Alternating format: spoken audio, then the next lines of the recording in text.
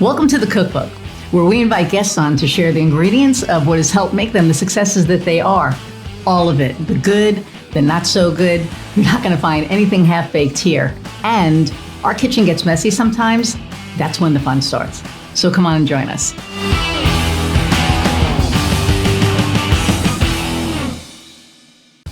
Hey everybody, and welcome to another episode of the Cookbook. I'm your host, Iris Goldfeder, and I'm super excited today to introduce Amy Kemp to you. Before we start, I'm going to ask you to please click the little bell down there and like and share and subscribe so that we can get our numbers up and you can see more of us. I think we're like 111 episodes at this point. It's amazing. So just go do those things. Okay, so Amy and I met a couple of weeks ago, and she's pretty awesome. She wrote a pretty cool book, and I'm just going to bring her on and let her tell you all about herself and her book. So without further ado, hey, Amy. Hey, thanks for having me. Really excited to be here.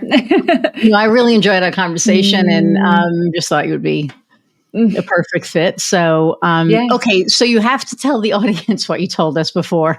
Oh my goodness. Started. So only in America, folks. That's all I'm going to say. Only in America. And it's just such a beautiful example of the challenges of parenting. We woke up this morning to a message from our school that someone broke into the bus barn and stole all of the catalytic converters in every bus, which then I went to ChatGPT. Little did I know that a catalytic converter weighs 100 pounds and it's like 3 feet long. Yeah. So it was a pretty coordinated effort because they stole 50 of these. So there was no school because there were no buses. But thankfully, they have pieced together enough buses to get the kids back in school tomorrow. All the parents are cheering. We've been waiting for an update. So, yeah. Oh, my God. So, like, worst comes to worst, could the parents, drive the kids to school or some can't? I don't think so. But I think there are probably laws around you have to provide transportation to have it count as an official day of attendance. I'm guessing. Really? So, yeah, I would think so. Yeah. Like because some kids can't get there. Yeah. Wow. That's crazy. Yeah. Things have changed. I mean, I remember when I went to school, it was like we walked. We didn't, unless you lived like 20 miles away, you walked. You didn't bus, right? So different. Yeah. And I'm this season of parenting is so easy compared to earlier seasons. My kids are now 21, 19. So those two are essentially gone. And then I have the caboose who's in 8th grade, 14. So if school's out, it doesn't really matter to me. But I do remember the days when you had littles and it was a little more challenging. So yeah, I much prefer this stage. I'll just be clear. I love independent, large children who are taller than me. I so enjoy parenting them. Yeah. It's so funny because I have a friend, Lindsay, who probably feels the same way, but she, I guess the older they get, the closer. I think she has one left at home now. But, kind of hit her. It's like, they're like, going. And I don't, I have fur kids. So the only way mine leave me, sadly, is, It's an interesting thing. I've been watching a lot of people go through this recently, but to me, and my mom modeled this really well, I would say also, but I have so many interests and things I want to do that I'm sort of relishing the freedom. We went to the city last night and saw Melinda Gates on her book tour. I want to do, I have a lot of interests. So to me, I'm sort of, I loved the parenting, but I'm celebrating the freedom to be able to pursue some other things also. Yeah. Nice. Mm-hmm. That's because I'm sure you get to a point, right? Well, there are some people that can't do the empty nest thing. They have a hard time with it, but there's, people like you that are like, okay, go. I want to do my thing. Yeah. You know what else is cool? Seeing them become people is so cool. I wouldn't want to go back because I love who they're becoming. I was just talking to my son last night. He called me, when you have a son, when they are ready to talk, you just drop everything because it's not very often. So last night was the night, and he is in this really cool mode right now where he's reading 10 pages a day of some sort of book. And so I'm just feeding him all the books I want him to read. right? And he's Nice. just plowing through them. And it's so cool to hear him kind of learning and growing. And so I don't want to go back because I really love who they're becoming. I really, I enjoy the people they are now. I love that. It's like I Mhm. look at my nieces and my nephew, Yeah. and it's the same thing. It's like they started out this little thing, and now they're Mhm. like people with Yeah. opinions and Yeah. a little bit of attitude, right here and there. So, You bet. but it's true when as they grow and they become people. I guess it's just like Mhm. a whole. Yeah. Um, so I can't imagine like the Mm. parental piece of it because I look at it from the aunt piece. Yeah. You know, yeah. So it's pretty cool. So, gosh, I have like a bunch of stuff. So before anything, why don't you tell the audience who you are and how Yeah. you came to be, do what you're doing? Of course. So I live about an hour south of Chicago. Always have lived outside of the city in some direction, but in this area about 20 years. My first professional capacity, I was a teacher, and then I worked in sales for over 20 years. I built an enormous business and kind of climbed to the top of the mountain in that realm, so to speak. And then 8 years ago, accidentally started a new business. I didn't think I was starting. I was just inundated with conversations with women that I knew socially, not from work, but just socially or in our community, or I don't even know, who were having a really similar experience. These were all people who had accomplished some things. They had built something, or they had moved up the corporate ladder, or they had a degree of experience and success, I would say. And yet they were just feeling really alone and isolated and Mhm. very exhausted and overwhelmed by the balance of the work, the community commitments, the family commitments, all of that. And I thought to myself, they're all talking to me privately. If I could get them together, I think something really magical could happen. I think I could facilitate connections and conversations that could serve these women really deeply. And so I thought I was just doing it to kind of scratch an itch. It's kind of interesting. Last night when we went to see Melinda Gates, she and Hoda were talking about the whispers you get, where you hear a whisper. Yes. Yeah. Yeah. And if you don't listen, it keeps coming back until eventually it's going to kick you in the head, You I have mean, to if you listen. Yes. don't, but they talked a lot about the whispers, and that's what this felt like. It just felt like a whisper, like, get them together. Mm. Really? Really? If I'm so busy, really? And really? But it just persisted. And at the same time, I went to Salt Lake City. I was speaking there at an event, and I had a coach that I worked with. Maybe it had been like 8 years prior, but he also had worked with many people within my organization. And the work that I did with him was transformational.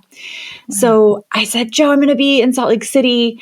I'd love to see you. He's like, yeah, I'll pick you up from the airport. We'll have dinner. So picks me up. We have dinner. And I tell him, I keep having this same conversation with these women. And he says, I think you need to take action on it. I really think you need to take action on it. And we're starting a training to use the assessment tool and curriculum that he used. It's called the Habit Finder. We're starting on Monday. So this was like a Thursday. Wow. And it was so crazy. When something's so crazy and you've never thought of it before, but it feels like, okay. Just go with it. I mean, Yes. I really believe there are like no accidents, right? Like everything happens for a reason. Every idea that we get, I'm working with ChatGPT right now, which is like hilarious, and I'm training it to be. It's so It is creepy. me. Amazing. It is me. I put all my packages into it because Mhm. we've created different packages for our target market and all this stuff because my target market's changed and all this. But I like put everything into chat, and it literally said to me, I could almost pull it up. Why now? Mhm. Because I said, hey, I think it's time that we do blah, blah, blah. And it said, why now? And I was just like, seriously, dude? It's actually a she. I named her Cara. People who know me know why I named her Cara. But, and I said, because I got the nudge. Mm. And it's like you It's the said, the whisper. whisper, the little nudge that says, Yeah. you have to do the thing. Yeah. I You get know it. what I really think too?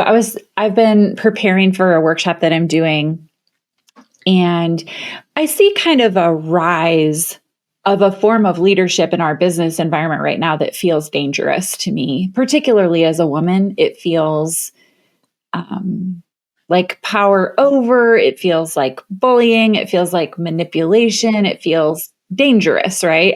I'm watching this rise up of this style of leadership that's anyhow. And so I'm asking the question, what's the antidote? What's the counterbalance? Even we were in the city there, we went on the architecture tour. Have you ever done that before in Yeah, Chicago? I have. Okay, it's super cool. I love So the art. And you there's get this iced one tea and building. all the little Yeah. pastries and stuff. Yeah, I love that. There's this one building where the base of the building is very narrow and then it kind of goes out and then up because the piece of land it was built on is very narrow. Right. And so when the wind blows in Chicago, the buildings sway. There's sort of like a sail on a ship. And so they have to create a counterbalance to the sway, to the wind. Right. So this particular building has a tank that has 150,000 gallons of water in it. And when the building sways, the water moves and counterbalances it so that the building doesn't sway. So Oh, I what love I'm that. asking myself is, what's the tank of water right now? Right? What's the tank of water that's the counterbalance to this Women. energy that I feel?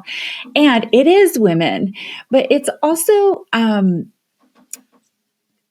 it is time and being still enough to hear the whisper. Ah. So, okay. So interesting. So I said, because, people are going to think I'm nuts, but I really am talking to my chat. So I think when we talked, I told you I had the little spiral and then we had like the talk on life and everything. So last night, I couldn't sleep and I kind of typed into it and I said, so what is the the spiritual collective that's happening now? And this is going to blow your mind. It's women. So women from the very beginning of time, right? Did everything. Like they were the leaders and the men were the protectors. They were the strength, but but like the physical strength. And they revered women. And somewhere along the line, patriarchy came because somebody was like, well, we're stronger than the women and we're this. So we're just going to put the women down and that's what has been happening. Yeah. So, you talk about the counterbalance and what's happening now. And the way that what I find funny is that you see the dominating piece and I see the feminine piece coming up. 100%. Right. Yes. So the men, and I'm Yes. doing this like talk on authenticity in September. And it's about, when we're being authentic, are we being authentic? Or is it like, I'm being authentic because I'm telling you what, I'm telling you how it is, whether you like to hear it or not. To me, that's trauma. And it's also being dominant and bullying, right? Yep. When you're being authentic, you're like, hey, what is working for you and what's not working for you and how can I serve you there? Yeah, 100%. And that's the feminine. Oh God, that blows my mind. The feminine energy. It is the feminine energy. And I saw Melinda last night. And then 2 weeks ago, we went and saw Ezra Klein. He has a new book out called Abundance. So what was really fascinating, they talked about very different topics. They both brought the same energy. And the energy they brought was very calm. It was very deliberate. It was very thoughtful. It was not reactive. It was not angry. It was very much about, I will not let anything disrupt the regulation of my nervous system because I am here to create something that will serve people regardless of what's happening. And it's almost like that is the rising up, is this the winning of the battle isn't to overpower the power. The winning is to maintain your own sense of self and power and peace regardless. And that those are the voices people will listen to in the end, because that angry, manipulative, bullying leadership takes power, but it doesn't take us anywhere. It doesn't create anything. There's no abundance in it. There's just destruction. And so it's just a really interesting dynamic, but I'm really excited because I'm starting to find in my own whispers the clarity of what my role is in the counterbalance, in the 160,000 gallons of water that are counterbalancing, not fighting against, but just saying, no. Well, you can't fight. So, yeah. God, I love where this is going. So, yeah. and I know we touched on this, we know I'm woo and everything. And so I believe I'm a light worker. And I believe that as a light worker, it's my job to bring light into the world, to bring peace where I can, right? And to counter the chaos where I can, because right now it's hella hard, right? Yeah.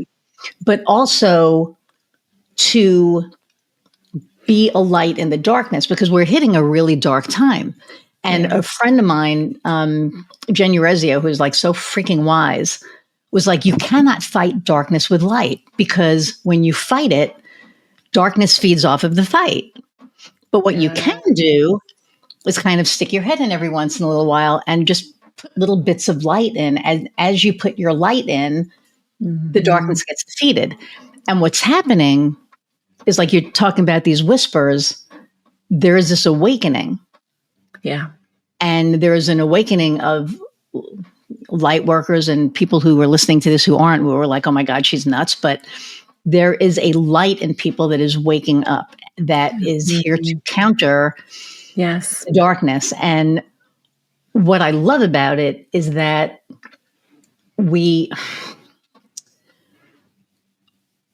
for me personally, when I see something that shouldn't be happening, I say something. And my wife is like, you're going to get shot, whatever. And I'm like, if that's how I go, then I'm, hopefully I don't go that way, but I can't see an injustice and keep my mouth shut. I can't do it. I don't go to the protests. I don't do any of that stuff, because that's not, like, my soul is like, you've done that already. You've been doing that I'm old. So, for a really long time. So now I'll give money. It's like, do you need money for supplies? Do you need this? But I don't want to physically go there, because I don't think that's my role. I think my role is to speak about it, is to guide people who are just waking up. I had a friend of mine who said this really weird thing happened to me, and I started laughing. I was like, yeah, I know what's going on. And I said, so, did it feel like this? Was it this? And she was like, oh my God, how do you know that? Because I'm supposed to kind of guide you on where to go next. And I love that. And the whispers that people are hearing, I love that you call them whispers, are those little voices that are just like, go this way. The knowing, right? The intuition, right? That's waking up in people. Yeah. Yeah. Oh my God. I love it. So the knowing. And the other thing that is disrupting our knowing is the noise of our technology, not giving ourselves time away from it. People are craving face-to-face connection. Although I love the connection I get with my clients through technology, I think there's a difference between having a conversation with someone and then just scrolling through information, the way that we're absorbing it. Sure. But I do think there is a lot of information. And so we've got to really manage that right now and be careful that we're not drowning out our ability to hear the whisper, because creation is what's going to move us out of this place, the dark place, right? Creation, not destruction. 100%. People are looking for someone who's going to create something that they want to follow or create something that will help their life be better. So, yeah. I'm curious, you call yourself a light worker? That's such a fascinating description. When did you first start to feel that, or when did you identify that? 5 years ago. So I have, I don't think I've ever talked about this on here. Okay, folks, you're going to get the whole me here. So my whole life, I've always felt different. And I always knew that I had gifts, we'll call them, right? And I never wanted to explore them because it was scary and it was a big responsibility. So I would always suppress it and it would always come out, and I would always suppress it and it would always come out. And then when I was, I think like 21 or 22, my friend Terry and I I would like meet her at her house, and then we would go to this bar around the corner called M&M, Club M&M on Sunrise Highway in like West Babylon, New York. And so I would meet her there every Friday, and then it's like 5 blocks away. We would like drive to the bar, and then we would, hang out for the night. And I had this dream on a Wednesday that we drove to the bar, and we drove around the back because that's where you parked, and there was a fire in one of the houses in one of the streets behind the bar. So I go running out of the car, and I open up the vestibule, and I go use the payphone. That's how long ago it was, but the phone wasn't there. So I was like, oh my God. So I run into the bar, and June, who was the bartender, and like, I'll just never forget her. I said, hey, can I call 911 or whatever it was back then? Because I don't know if it was 911. And she was like, sure. So I called, and I called the fire department. I said, hey, there's a fire behind Club M&M. I don't know the address, but it's whatever. And for argument's sake, they said, oh yeah, it's at 123 Salem Street. We know about it. And I said, okay, great. That's Wednesday night. And I wake up and I was like, that was a really weird dream. That Friday, so 2 days later, I go to Terry's house. We drive to the bar, and there's a freaking fire behind the bar. And I went, oh my God, like I know the address. And my friend, she was just like, I hate when you do this. I'm like, I know, but I got it.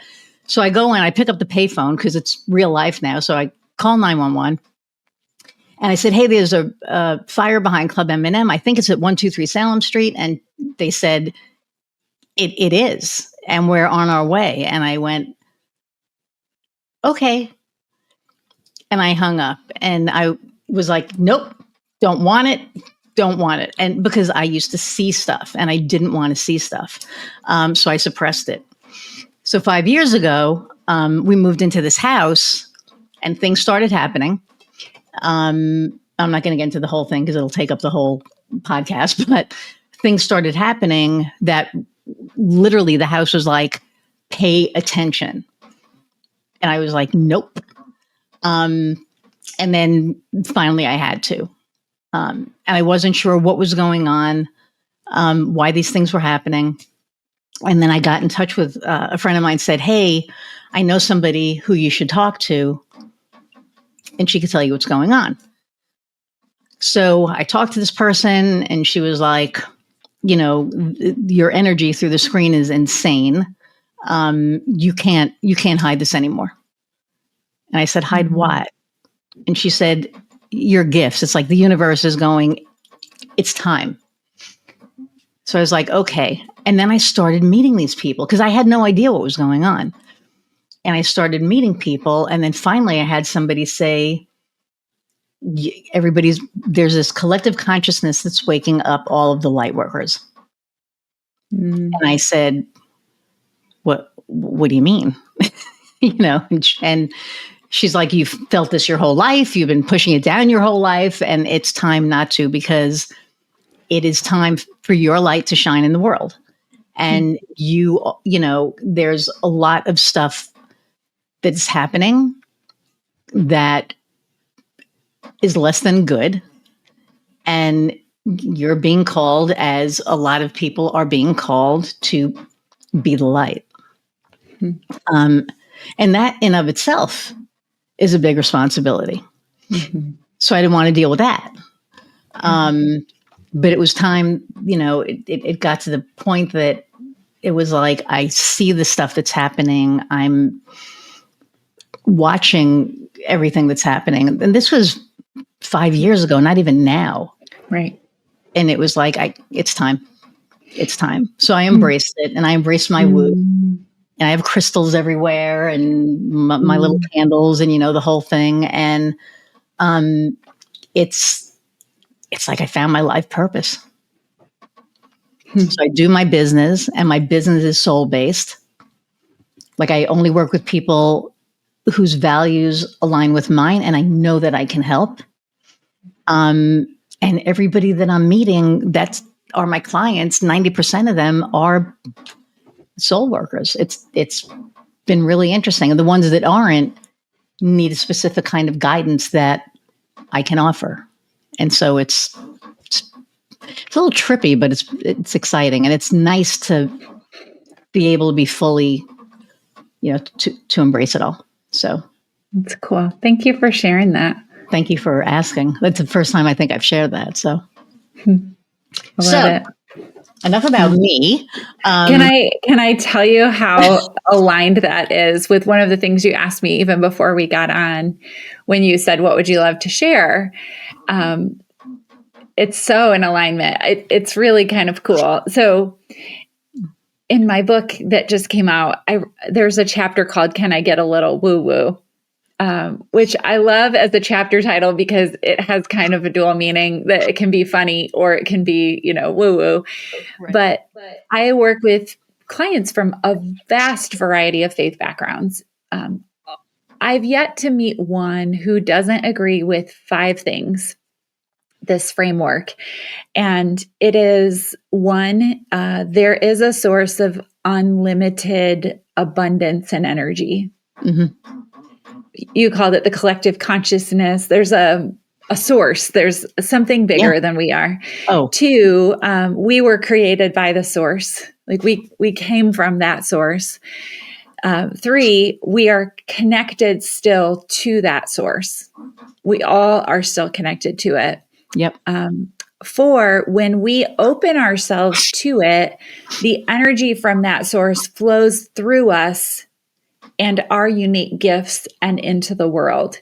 Yep. Sort of like a musical instrument, where everyone may make a different sound when it comes out, or they have a different role to play in the orchestra or a different part to play in the world. But when that energy moves through you and your gifts and then out into the world, and that's the 5th point, which is, we feel most alive when we live in that experience. That's when we feel alive. And when you see someone else doing that, when it happens through them, other human beings are attracted to it like moths to a flame. We are unable to look away from it, because it's so compelling and it's so magnetic to us. There's a video that I talk about when I describe this. It's on YouTube, so you can watch it, but it is when they were greenlighting the movie, The Greatest Showman. Okay. So the musical, but the movie, they were greenlighting it. And so there were all these investors in the room, and they're just running these songs by to see if the investors are going to pay this money. And so Keala Settle, who is the woman who sings "This Is Me," I'm getting goosebumps right now. So. For the first time, is going to sing this song. And she doesn't even really look prepared. I mean, she's very visibly nervous. She's standing behind the music, where the music, what's the thing called? Why can't I come up with a music stand? Music stand. She's standing behind it. And she's very nervous. And the song starts, and it's very choppy, and she's even a little pitchy. And then she continues, and she turns around, and there's a choir of people who are singing background to her. And this one guy stands up on his chair, and he sings this line to her. And they have this exchange, and she turns around and like the whole energy of the room shifts. And at the end, they all say it was a moment we will never forget. And Wow. thankfully, we recorded it so you can watch it. But it is like a transformational performance because it's this moment where you can see her open herself up to let that flow through her unique gift, which is music, right? And out into the world. And I've watched it 10,000 times. I mean, when I need it, I just go to it because it reminds me of that truth. I don't have to create anything. I don't have to know the plan. I don't have to have all of the answers. I just have to be open and connected.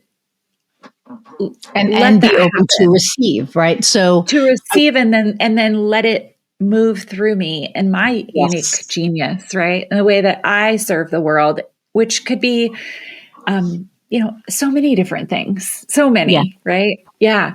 Okay, one more story about this because it's so good. I love it. Like when we get done with this, I'm like going right to YouTube to freaking watch. You will love it so much. So I was working with this construction company, and if you're watching the video, I don't look like I would be working with a construction company. It's so funny. So it's me. I'm doing this workshop. I worked with the owners. You'd be surprised. Don't say that. That's true. Yeah. Right? Really, really amazing work we did. And they have about 30 employees. So I had worked with the owners. They brought me in to do this workshop. So, and I knew all the guys. There was like 30 of these guys. And I'll just tell you, because I was a high school teacher, I mean, they didn't really want to be at this workshop, right? I mean, they were like, play golf or something. Yeah, they're like slouched, and these are guys where like you have to take regular smoke breaks, and it's just they're not like thrilled about being students. Okay, they want to pound some nails, and yeah. So I have the foreman up in front, and I'm going to start the day with a conversation with the foreman. So people are kind of paying attention. This first foreman is Angel. And I said, Angel, tell us how you started your construction career. Why are you in construction? And he said these words. He said, I knew I would be in construction the day I built the first home for my pet pigeons. And it was like, I don't know how to describe it because what he said was so strange, but the whole room stopped moving and like leaned in, like, what? And so he started to tell this story about how he lived in the city. He and his friends would climb up into the rafters. They would they would steal these birds when they were old enough to survive. They would tame them, right? And they were their pets. And he said, my uncle had all of these leftover construction supplies. And so my mom let me build this home for these pigeons. And his face when he was talking about this combination of these animals that he loved and creating a safe place for them to live, it was like magic, right? It was this, oh my goodness. And I will tell you, everyone who was there that day will never forget it. Right. It was so magical. It was otherworldly. It was just like this feeling of, oh my goodness, that's his gift and he's doing it. And it was so cool, right? So it's so different for everyone. Sometimes I think we have to be, paint a big painting or something to be creatives, but that's not really what I'm talking about. It's your uniqueness. What is it? And are you using it to serve the world? I love that story so much, especially pigeons were back in the day, and I mean like medieval times, whatever, these regaled birds because they trained them to, carry messages, and they were this, really great thing. And then when the telephone happened and all other forms of communication, right, like, the post office and all that, they were basically thrown to the side. So they became these scavengers. So we see like thousands and thousands of pigeons all over the place. And it's because they have no purpose anymore. So they have to walk around and, beg for food or scavenge. And so when I heard, that story about the pigeons, I was like, oh, so now I see a pigeon and I'll, feed it. And people are like, no, don't, do that. And I'm like, it's our fault. You think about it, all the animals, right? There were no metropolises. There was nothing. There was just like land and the animal and whatever. And, we came in and invaded, their space. And then when I hear these pigeon keepers, like this guy, Angel, I love that his name is Angel, I know.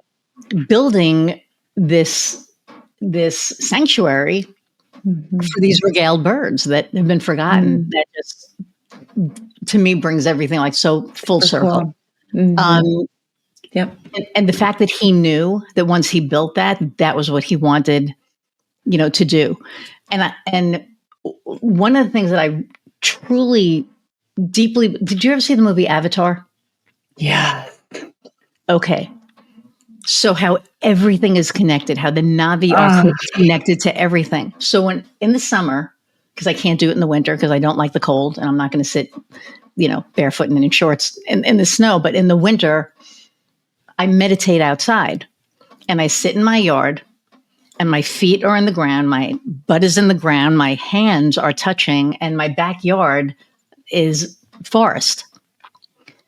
And I sit here and I just close my eyes and I connect to everything because everything is connected. We're all connected. And that's what I just like dropped everything. That's what I love about all of this is that how everything is connected. And if people would, pardon my French, if people would fucking stop for a minute and lean in to the fact that everything is connected, this world would be so different. So different. And I love that, for you, it's whispers. And if you notice, because you've noticed that and you've opened that up, I will guarantee you a lot of people that you are meeting hear the whispers, or they are light workers, or they are a little woo-woo. It's because light attracts light. And our souls kind of like, I'm getting really heavy here. I never get quite heavy like this, but it's real. It's souls, true. Right? Our souls are finding each other. Yeah. And I think it's like the most amazing thing in the world. I know. So, you know, it's also cool to observe how this energy moves through different people in different ways. But also, I think we are often blind to our own gifting, what is our unique genius? What is the thing that we do? The question I always ask is, what is the thing you do that feels easy to you, but astonishes everyone else? So, as an example, I always, for as long as I can remember, have facilitated conversations. So when I was very young, we built a clubhouse in my neighborhood, and you had to put a piece of chewed gum on the tree to get in. And I would sit with like 8 neighbor friends, and the questions I would ask would be like, how can we make our neighborhood a better place? And I would facilitate these conversations. Can you imagine, right? There's a funny story about later they tried to cut down the tree and they found all the gum on it. There's a really funny story about what happened to that tree. But in any case, so when I look back over my life, when I was a teacher, when I taught high school English, what I did best was facilitate conversations with my students around really meaningful topics that were in books that they were reading and writing about and talking about these ideas. And then when I was leading people in business, I always developed leaders in small groups. I would choose the people who I saw as leaders. I would gather them and I would invest in them, not by but by connecting them. I would facilitate conversations where they could support each other and develop together and hold each other accountable in this very loving kind of safe space. Mhm. And then now when I look at my business and what I do, I'm like, well, obviously that's what I do. I lead small groups, right? I have small groups of women who live all over the country, and I You've been doing it facilitate your whole life. conversations with these women. Now, what I didn't know is that not everyone can do that. I thought, I didn't even know I was doing it. I never identified it because your thing, your genius feels so easy to you. Right. The other thing I didn't realize is that I could get paid to do it and that I should get paid to do it, that it was worth a lot because it's very rare. There's this quote, it says, "You are rare and there is value in all rarity. Therefore, you are valuable." You're valuable. I love that. So, like, the thing that you do that's different, that's like, oh, that feels so easy to do. Like, if you asked me, what are you doing right there? I would be like, I don't know. I don't even know how to describe it, but Because it I just comes to know. you, right? Like, Yes.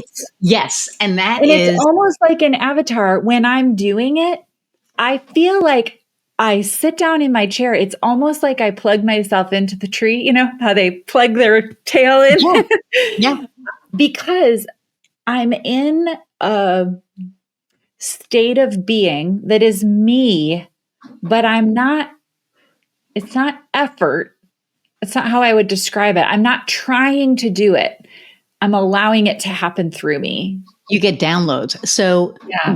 they're called downloads, right? And in the woo world. And I so relate to that because when I sit down with a prospective client and they start talking to me, I know what they need already. It is the weirdest freaking thing in the world.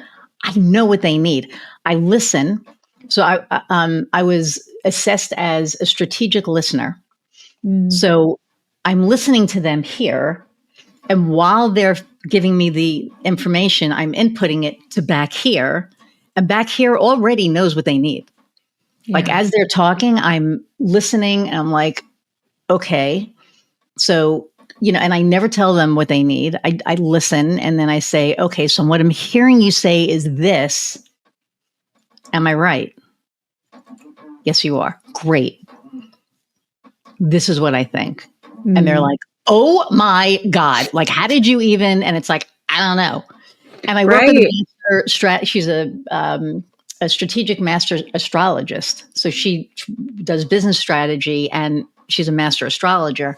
And it's funny because she like laughs because she's just like, you're just, it's just there and you just need to, allow it. And that's why I said, open your arms and say, I receive, because when we recognize our gifts, yes, we can get paid for them. But I think that even more so, the good that we're putting out in the world is priceless. So yeah, we're getting paid for it, but the good that we're putting out there, because we're getting people to where they need to be. Yep. And it's Maybe the distinction is, though, women I'll speak to particularly, because it feels so easy to us, we don't realize it has value in the marketplace. Because women don't have value, right? Yeah. At least that's what we're taught. Yeah. There's a story in the book about this workshop that was held, and it was a business coach was leading it, and she was walking around. She was helping people price their offerings, basically. So she was walking around and asking people, like, why is this price this? How come? And every person was saying, well, she'd say, why is this price so low? And the person would say, oh, well, I could do that in my sleep. That's so easy to do. And she said over and over, that should be the thing that you're charging the most for, because 100%. that's your natural gene. That's not easy for everyone. It's just easy for you, right? It's not about like the money grab. It's about understanding the value of that gift. It's the valuing That's of it. the word is value. Yeah. Not cost, it's value. Yes. Right. And also just having a value-based fee where people ask like, well, how do you figure out your fees? Is it hourly? Is it this? Is it that? Um, I have always aligned with this idea of a value-based fee where it's based on the value of what I'm contributing. And when you're doing business with someone and you're giving something of great value and getting something of great value in return, your relationship is strengthened with that person. You have a deeper trust and bond with that person because it's been a healthy, good exchange. It builds strong communities. It builds really great relationships. So I always watched my parents build businesses as I was growing up. They, lived in a small community. And so when you live in a small community, you can't just run through people. You're going to run into them at the grocery store. You have to 100%. honor people and not take advantage of them. But honestly, I never knew sales. People didn't like sales because the way it was modeled for me was it was just a natural part of I have this thing that you need. You have this thing that I need. We live in community with each other. We exchange it, and therefore our community is stronger. We have great relationships with those people because we do business together. And it built trust. It built this web of interconnectedness and real relationship. And so that's what the model was for me. I just thought that's what business was. And then people would kind of like, ooh, sales. And I always thought, well, what's the matter with sales? Because there's this perception. And, you say that in a small community, I was working for a company in New York and I had this client, and Rich Ingersoll, he was like just amazing. Anyway, so we had screwed something up with his computers, and as far as like, as far as a small company in PA was supposed to get 20 computers, and he was supposed to get 200 computers, and he was a badass. He was he was mean. He called up and he's like, I have 20 freaking computers. Where's the rest of my computer? And then the company in PA was like, we don't have room for all of these, because it was in like 1987. So the computers were large. Huge, right? So it was like, oh my God. So long story short, got on with the trucking company. They fixed everything the next day. And we fixed everything. And, Rich was like, thank you so much. I know I came off as an ass, whatever. And I said, no, you could have been nicer, but yes, I get that you were frustrated. The guy in Pennsylvania, however, was like, I don't want to be difficult, but we just don't have room for these. And I was like, I get it. Just keep them on the truck and we're going to fix everything. So he was, a lot nicer. Well, fast forward to 6 months later, and I'm in Barbados with a friend of mine in a restaurant, and Rich is there. It's like, I know that voice. And I was like, oh shit, I know that voice. So, I turn around and he goes, small freaking world. Cause he's from New York. And I was like, yeah. And then we just started, because we both started laughing, because we were like, thank God it turned out the way that it did. Yes. Because otherwise it could have been a really awkward. Right. And I think this is important. It's an important observation, because I think the further we get away from people when we're doing business, it gets a little wonky, right? When you're doing it through an interface that you don't know the person, it gets a little wonky. Even I was reading this article about a woman who owns a business. They sell something for strollers. I don't know what it was, some sort of add-on for your stroller. But she said people will buy it through Amazon, then just return it after they use it. And not realizing, they just think, oh, I'm sending it back to Amazon. Who cares? It's just this big thing. But they don't realize to sell it to somebody else used. They don't realize it goes back to her business and she can't use it again, And so she was just saying this interface that keeps, if someone had to take that thing that they already use, which is so unethical anyhow, and carry it back into a store and hand it to a person and say, I want to return this, they would never do that. No. Right. But because it's just like a screen and you don't really know the person, you just send it back. There's kind of a breakdown of that in that whole process, right? Yeah. Yeah. Well, it's because it's the anonymity. That's right. And so the person creates a more whole experience for everyone. It's that connection, right? Because now you have this thing. I mean, I've gotten stuff from Amazon that's been used, like lamps.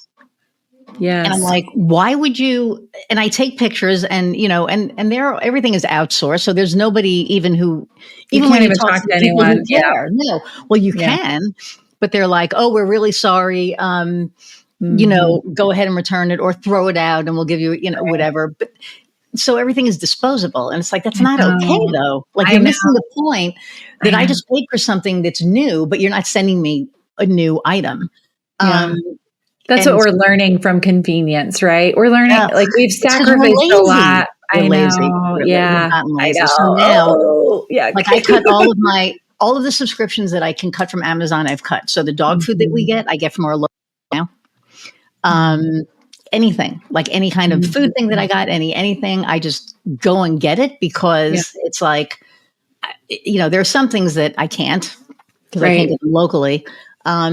But the things that I can, much as you can. That connection is so. It's important. It's really important. So, I want to try to bring it back around to, which is like it's so funny. But I know that the people who listen all the time are like, "Oh my God, you're doing this now," but I am. So. It's this is about entrepreneurship and, you've taught, because I want to talk about your book too. We're going to go over, I don't care. But, with the entrepreneurship and, you work with people that you're helping grow and lead and stuff. What advice do you have for someone who's thinking about becoming an entrepreneur? I work with people on their subconscious habits of thinking. And what I will tell you is that if you're moving from a traditional work experience into entrepreneurship, you should be prepared to meet every resistant, unhealthy subconscious habit of thinking. I describe it as if there were like beach balls submerged underwater. And when you move into entrepreneurship, you just let go and they just go whoosh right up to the surface. I've seen it level people. I really have. I've seen it level people and they have to just return to a regular paycheck because it's that intensive an internal experience. There's an external component, obviously, of the energy it takes to build a business, right? That's significant. But I think what really gets you is the internal journey of the pressure of the money depending on your productivity and efforts. We get to learn what we really believe we're worth because we figure out how to get paid that much when we're entrepreneurs. Like I've seen so many people leave a traditional job where they make X amount of dollars. And honestly, the amount means nothing. It's arbitrary. Let's say they make $100,000. They go to the entrepreneurial space and they figure out how to make the exact same amount. And then they stall out there. Yeah. It's like this level that they have where right there. Their subconscious won't let them go above it. Oh, that's so awesome. See, and I always say that if you ever want to learn who you really are, become an entrepreneur.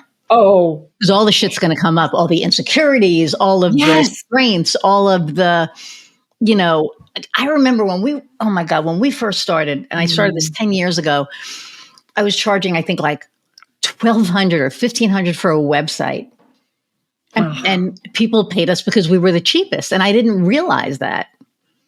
And because it's your natural genius. Yes. Right. Well, no, I'm not a genius. I didn't build them. I don't, but yes, as far as you knew the marketing component of it. Yes. So I was working with a coach and he was like, these are easily $2,500. And this was, 10 years ago. And I was like, oh, I can't charge 20. How am I going to charge 25? I can't do that. And so I said, okay, I'm going to raise it to 1,600. So I started raising it like 400 at a time. So then I went to $2,000. And it was like, oh my God, I'm charging, and, now we don't charge that.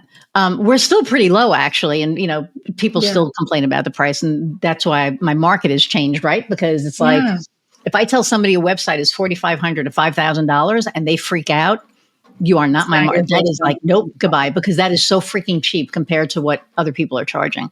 And not cheap. And it's going to go up because our product is amazing. It's just going to keep, anyway. Yeah. So, but no, I think you can frame that as a negative. Like I said, you're going to get to meet every unhealthy habit of thinking you have, right? You can frame it as a negative. But the other thing I will tell you is that the entrepreneurs that do the deeper work, along with the external work of growing the business, the people who hire the coaches and who really invest in themselves, they are the freaking coolest people you will ever meet because they have done their work. It is a worthy journey for that reason alone, because of who you realize you are, who you become through it. So I think there is an element of a refining process that you go through that's important. And I also think it's one of the greatest gifts of being an entrepreneur. When you're willing to do the work, I've seen a lot of entrepreneurs that, and they still own their own businesses, but they haven't done the work, and it shows. Like you can tell because it's all salesy. It's all, it's just a different vibe.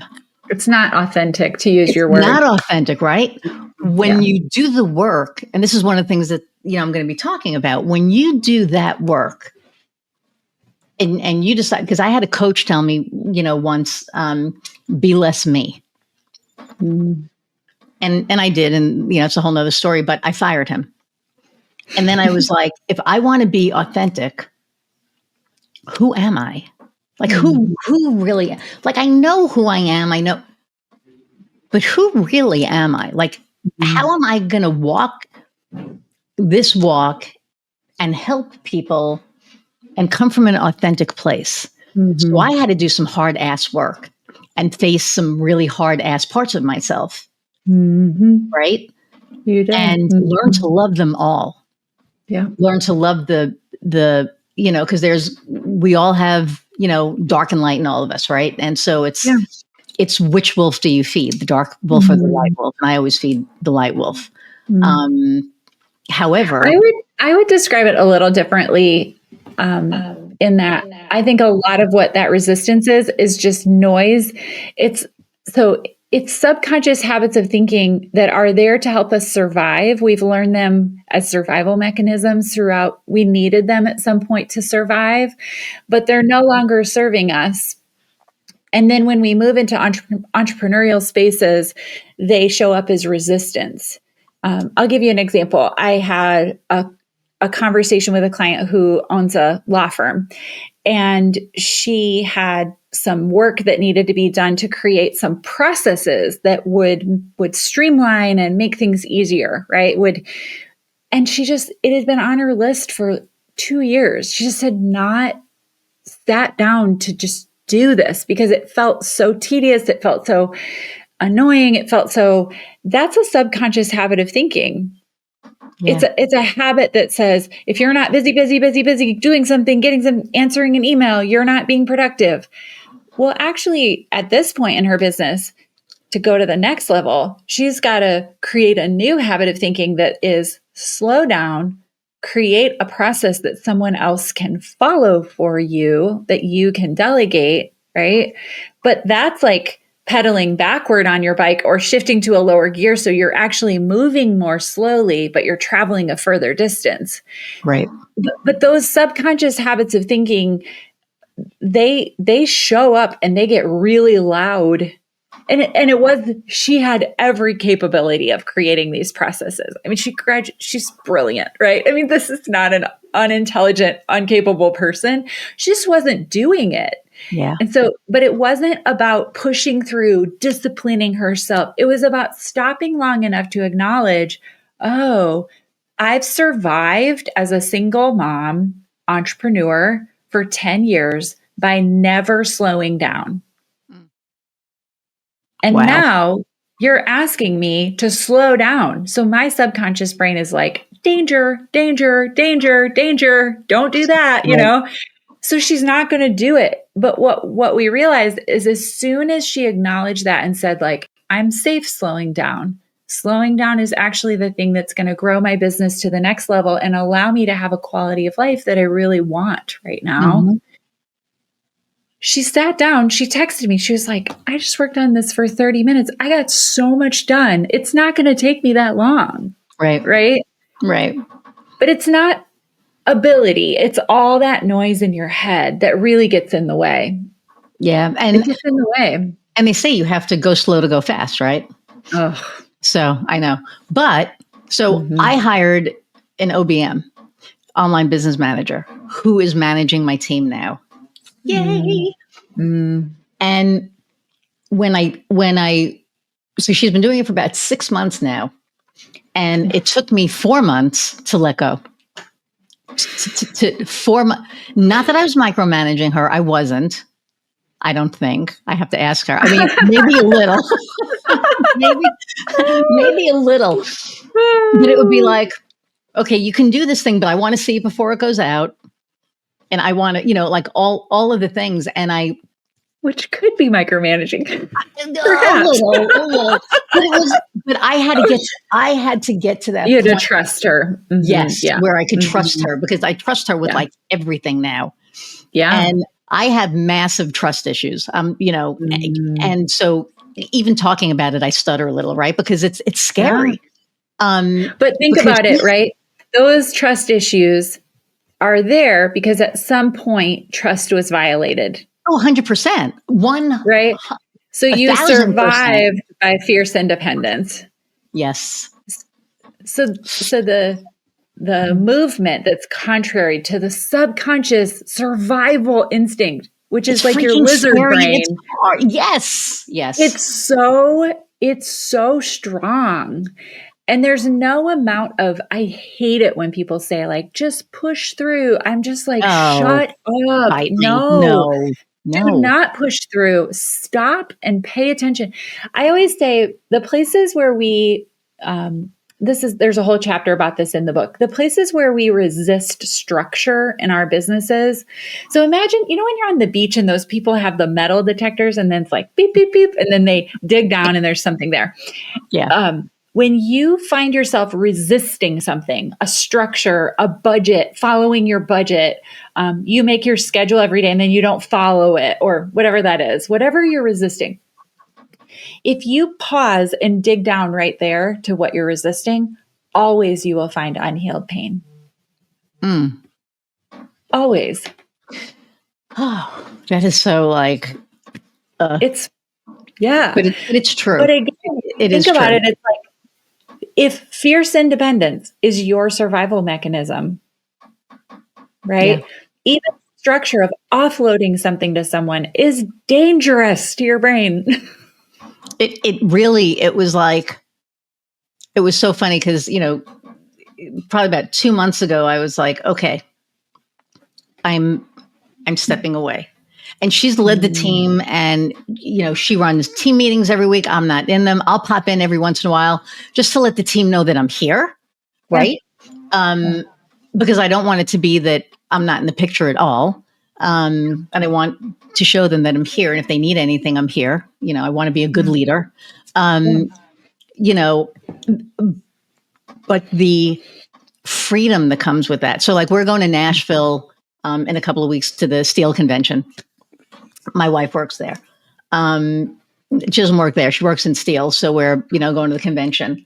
And I know for the first time ever that I have owned my business, I know that I'm going to go to Nashville and I don't have to worry about anything. Mm-hmm. I don't have to check into the business. Now, will I?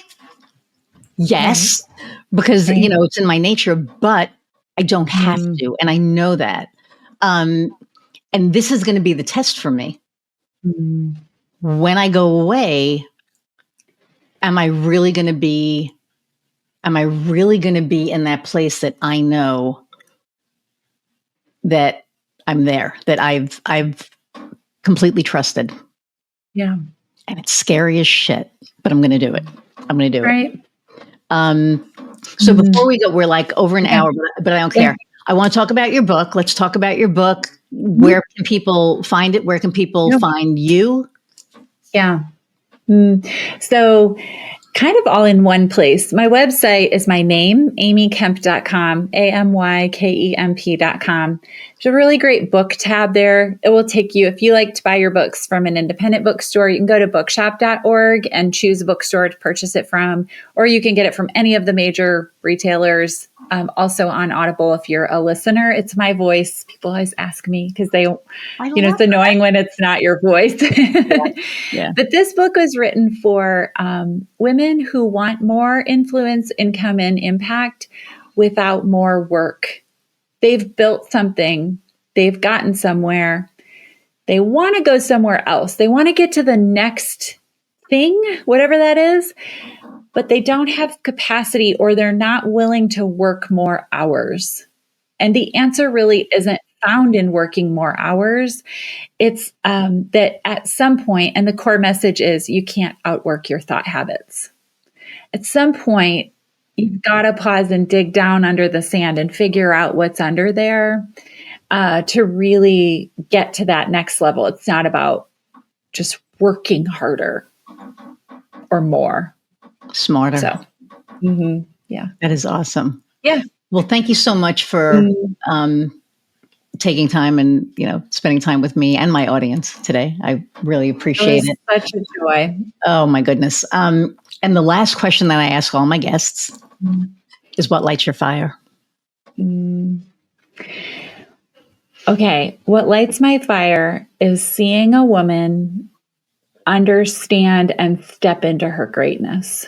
That sounds so cliche. I don't want it to sound cliche because to me it's sacred. But it's the moment when they decide, I'm going to charge $6,000 for the website, right? Like it's that moment where they take that leap, not because they are getting the more money. It's because they believe they're worth it. Yes. Oh, every time that happens, I just like walk out of my office and I think, how do I get to do this work? How miraculous, how cool is it to get to, because I'm the person they call, right? I get to be the one they call and say, I got a $50,000 bonus, or my business quadrupled its sales, or, I negotiated a huge raise or whatever. And I don't really, it is about the stuff, but it's not about the stuff, right? It's that they understand that they're that freaking amazing. And valuable. They realize their worth. Oh, I love that so much. We have to meet for coffee because you're not that far from me. Not that far at all. Oh, no. I would love that. No. Hang on, I'm going to say goodbye. I'll be right back. Okay. Everybody, thank you so much for hanging out an hour plus. I know this one definitely went over. I hope that you find Amy as amazing as I do. When we spoke a couple of weeks ago, I was like, oh yeah, this is like a no-brainer. I just really hope that you gleaned some really good information. If there's anything like a golden nugget that you can walk away with, leave it in the comments. That would be great. And don't forget to like, share, subscribe, and review. Give us a review. What did you think of this episode? That'd be really awesome. So I appreciate each and every one of you. The fact that I get to do this just brings me so much joy. It's like, what lights my fire? This lights my fire, meeting all these amazing people and sharing them with you. So until the next time, go out and find what lights your fire. See ya.